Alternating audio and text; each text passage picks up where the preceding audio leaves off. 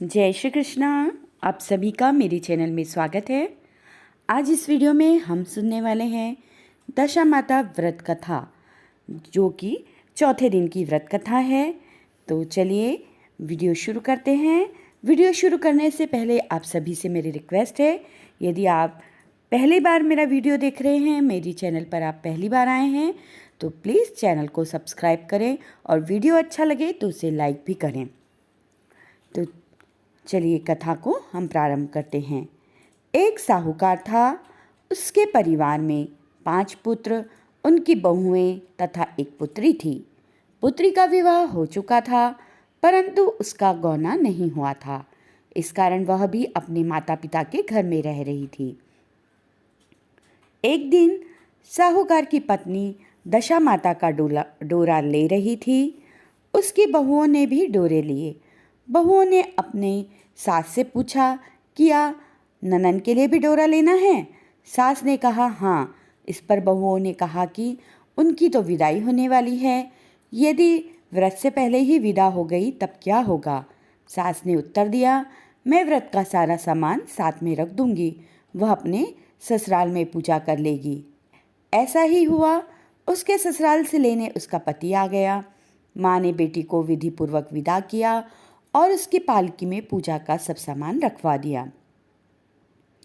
लड़की जब अपने ससुराल पहुंची तो उसे घर के आंगन में गलीचा बिछाकर बैठाया गया। आस पड़ोस की महिलाएं नई बहू को देखने आने लगी। सब उसकी सुंदरता, गहने, कपड़ों की तारीफ करने लगे। किसी की निगाह उसके गले में बंधे डोरे पर पड़ गई। वह बोली, बहू की माँ बड़ी टोटके वाली है। सबकी निगाहें उसकी बात सुनकर उसके गले में पड़े डोरे पर पड़ी। सभी स्त्रियां डोरे के बारे में अपनी अपनी राय प्रकट करने लगी।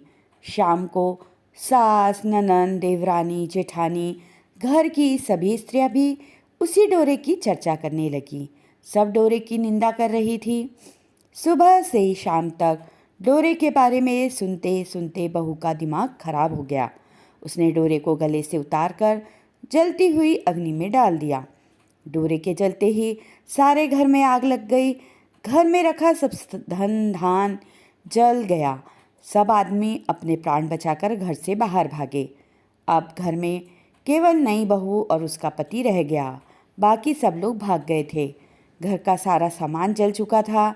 घर में अब न खाने को अन्न था, न ही पहनने के लिए वस्त्र बचे थे। इसलिए दोनों पति पत्नी गांव छोड़कर रोजगार खोजने चल दिए। चलते चलते वे उसी गांव में पहुंच गए जहां की वह लड़की थी। लड़की ने अपने पति से कहा, तुम यहाँ भाड़ झोंको और मैं भी कोई काम ढूंढती हूँ। पत्नी का कहना मानकर वह भाड़ झोंकने लगा और वह स्वयं एक कुएं पर जाकर बैठ गई। उस कुएं पर सारे गांव की स्त्रियां पानी भरने आया करती थी। उस लड़की की भाभियाँ उस कुएं पर पानी भरने आईं, परंतु उन्होंने अपनी ननद को नहीं पहचाना। वे उससे बोली, तुम तो किसी भले घर की लड़की मालूम होती हो, कुछ काम करना चाहती हो तो बोलो। लड़की बोली, काम तो करूँगी, परंतु कोई नीच काम नहीं करूँगी। बड़ी भाभी बोली, हमारी ननद ससुराल चली गई है, तुम हमारे बच्चों की देखभाल करती रहना और हमारे घर से सीधा लेकर अपना भोजन बना लिया करना। लड़की इस काम के लिए राजी हो गई। लड़की की भाभियाँ अपने घर आईं और सास से बोली, कुएं पर एक अनाथ लड़की बैठी है, वह हमारे घर रहने और बच्चों की देखभाल करने को राजी है। आप कहो तो हम उसे रख लें। सास ने कहा, खुशी से रख लो, परंतु आपस में कलह मत करना। सब बहुएं राजी हो गई। वे वापस कुएं पर आई और उसे घर ले आईं। वह अपने भतीजे और भतीजियों की देखभाल करने लगी और अपना जीवन निर्वाह करने लग गई। एक दिन दशा माता का डोरा लेने का अवसर आया। सास के कहने पर सब बहुओं ने डोरा लिया। बहुओं ने सास से पूछा कि क्या इस लड़की के लिए भी डोरा लेना है? सास ने कहा हाँ। बहुओं ने कहा, इसी प्रकार आपने ननंद जी के लिए भी डोरा ले लिया था, परंतु पूजा से पहले ही उनकी विदाई हो गई थी। अब इस लड़की को डोरा दिलाना चाहती हो, यदि यह पूजा से पहले चली गई तो क्या होगा? सास बोली, तुम्हारी ननंद ने अपने घर जाकर पूजा की होगी। यह लड़की पूजा होने तक इसी घर में रहेगी तो अपने आप पूजा में शामिल हो जाएगी, और यदि कहीं चली गई तो वह वहीं पर ही पूजा कर लेगी। सर्वसम्मति से लड़की ने भी दशा माता का डोरा ले लिया। 9 दिन तक वह दशा माता की कहानी तथा व्रत पूजन में शामिल होती रही। 10वें दिन लड़की की माता व बहुओं ने सर से स्नान किया और घर में चौका लगाया तथा पूजन की तैयारियां करने लगी। लड़की बहुओं से बोली, यदि कोई पुराना कपड़ा मिल जाए तो मैं भी स्नान कर लूँ। बहुओं ने अपनी सास से पूछकर अपनी ननद की साड़ी उस लड़की को दे दी। अपनी पुरानी साड़ी लेकर वह स्नान करने गई। उसने सर से स्नान करके साड़ी पहनी और घर आ गई। घर पर पूजा आरंभ हो गई। वह जैसे ही पूजा के पास आकर बैठी तो बहुओं ने कहा, यह तो हमारी ननद जैसी लग रही है। इस पर सास ने नाराज होकर कहा, तुम्हारे मन में जो आता है बोलती रहती हो। पूजा के समय भी चुपचाप नहीं बैठा जाता है। चुप रहो, मुझे कथा कह लेने दो। तुम्हारी बातों से कथा में विघ्न पड़ता है। बहुएं चुप हो गई।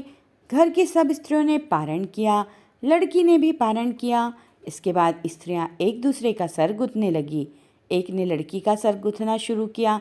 वह बोली कि जैसी गूथ सिर में है वैसी गूथ हमारी ननद के सिर में थी। सास नाराज होकर बोली, तुम मेरी बेटी की तुलना इससे क्यों कर रही हो। सास ने बहू को तो डांट दिया, परंतु उसकी बात मन में घर कर गई। उसने लड़की से कहा, आज रात मेरे पास सोना। रात तो जब बहुएं सो गई तो उसने लड़की से पूछा, तुम्हारे पीहर में कभी कोई था? उसने जवाब दिया, मेरे 5 भाई और भाभियाँ थी, तुम जैसी माता पिता थे। उसने फिर पूछा, क्या हुआ? लड़की बोली, पीहर में मैंने दशा माता का डोरा लिया था। उसके पूजन से पहले ही ससुराल के लिए विदा हो गई। ससुराल में पहुंचकर मेरे गले में पड़े डोरे को देखकर वहाँ की स्त्रियां हंसी उड़ाने लगी। तब मैंने उस डोरे को आग में डाल दिया। उस डोरे के साथ सारा घर जलकर भस्म हो गया। सब लोग भाग गए। हम दोनों भागकर इस गांव में आ गए। उसकी माँ ने पूछा कि तुम्हारा पति कहाँ है? लड़की ने कहा, वह भड़बूझे के यहाँ भार जोतता है। दशा माता के प्रकोप से हमारी यह हालत हो गई है। वह समझ गई कि यह लड़की कोई और नहीं, उसकी बेटी ही है। तब उसने अपने 5 बेटों को बुलाकर कहा कि यह तुम्हारी छोटी बहन ही है। सवेरा होते ही माता के कहने पर 5 भाई भड़बूझे के यहाँ से अपनी बहनोई को लेकर आए। उन्होंने उसको स्नान कराया और उत्तम वस्त्र पहनने को दिए। कपड़े पहनकर वह सुंदर साहूकार दिखाई देने लगा। वह कुछ दिन ससुराल रहकर अपने घर चला गया। घर पहुंचकर उसने देखा कि सब लोग पहले की तरह ही सुखपूर्वक रह रहे हैं। इसके बाद वह अपने ससुराल आया और अपनी पत्नी को विदा कर घर ले गया। वह अपनी दशा पर विचार करती हुई जा रही थी। मार्ग में एक नदी पड़ी। उस नदी में स्नान करके अप्सराएं दशा माता का डोरा ले रही थी। उनके पास एक डोरा बच गया था। वह अप्सराएं बोली, यदि इस डोली में कोई उच्च वर्ग की स्त्री हो तो उसे यह डोरा दे दें। उन्होंने डोली के पास जाकर पता किया और वह डोरा उस लड़की को दे दिया। जब लड़की अपनी ससुराल पहुंची तो सास थाल सजाए, ननद कलश लिए और देवरानी जेठानी अन्य मांगलिक वस्तुएं लिए उसका स्वागत करने के लिए खड़ी थी। नेक दस्तूर हो जाने के बाद लड़की को आसन पर बैठाया गया। आसन पर बैठने के बाद लड़की ने कहा, आप लोगों ने पहली बार दशा माता के डोरे के लिए अपशब्द कहे थे, जिसका ये फल हुआ कि घर के सब लोग बिछड़ गए तथा घर का धन धान्य जलकर स्वाहा हो गया। बड़ी मुसीबतें उठाने के बाद अब अच्छे दिन आए हैं। आप में से कोई भी अब मेरे दशा माता के डोरे की निंदा करने की भूल ना करे। जब मेरा व्रत हो तब सब श्रद्धापूर्वक पूजन करें। सबने खुशी खुशी उसकी बात मान ली। 9 दिन तक व्रत चलता रहा। 10वें दिन विधिपूर्वक डोरे की पूजा की गई। 7 सुहागिनों को न्योता दिया गया। उनका श्रृंगार करके आंचल भरा गया। इस प्रकार दशा माता का पूजन समाप्त हुआ। जिस प्रकार दशा माता ने उस लड़की के दिन फेरे, वैसे ही वह सब पर दया करे। बोलिए दशा माता की जय। तो आज के वीडियो में हमने सुनी दशा माता के चौथे दिन की व्रत कथा। उम्मीद करती हूँ यह वीडियो आपको पसंद आया होगा। वीडियो अच्छा लगे तो प्लीज़ इसे लाइक करें, फ्रेंड्स और फैमिली में शेयर करें और चैनल पर यदि आप नए हैं तो प्लीज़ चैनल को सब्सक्राइब करें और हाँ, बेल आइकन को ज़रूर प्रेस करें ताकि जो भी नए वीडियो पूजा पाठ धर्म से रिलेटेड व्रत कथाएँ पूजन विधि इनके ही वीडियो आते हैं वो जब भी मैं अपलोड करूं तो उसका नोटिफिकेशन आप तक सबसे पहले पहुंचे।